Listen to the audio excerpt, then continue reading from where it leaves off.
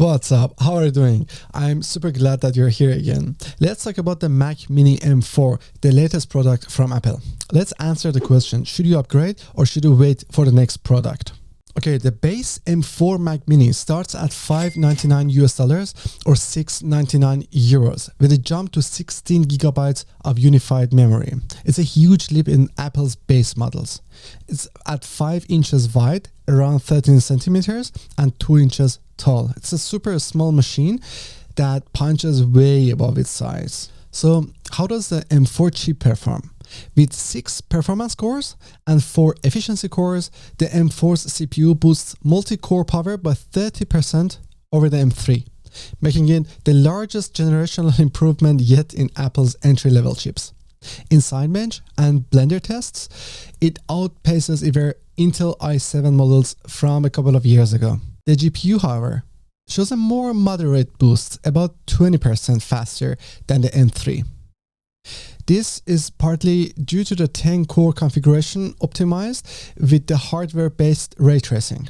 The improvement is noticeable for users handling 3D rendering or photo and video tasks, where you can expect smoother playbacks and faster renderings by up to 35% in Adobe Premiere Pro and other video editing softwares. For content creators using Adobe and DaVinci Resolve, the M4 brings real efficiency gains. With its 16-core neural engine, the M4 accelerates AI-based processes like Adobe Content Overfill and background blurring are now 35% faster. If you're working with 4K footage, this Mac Mini can just cut your export times by 20% compared to the M2 Mac Mini. This is a substantial time saver if you're editing at scale. All right, let's talk about the gaming performances. These Mac Minis, they have never been a gaming PC, but if you were to be able to game on this Mac, you could get about 20 frames per second faster, 20 FPS faster than M3. But seriously though, they are not gaming PCs. All right, let's talk about the cooling and noise level. Cooling is where the M4 Mac Mini shines quite literally, thanks to the redesigned cooling module with all aluminum fins and an 8mm heat pipe. This device keeps cool with no performance throttling, even after extended tasks. In stress tests with Sidebench R23, it maintained maximum CPU speed at just over 20 watts of power. Fan noise? Barely noticeable.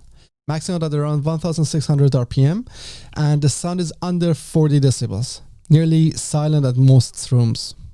Alright, the M4 Mac Mini's base 256GB SSD is removable, and an unusual move from Apple, making future upgrades more possible. But be cautious though, Apple charges $400 for 1 terabyte and $800 for 2 terabytes. So the external SSDs are way better and more cost effective.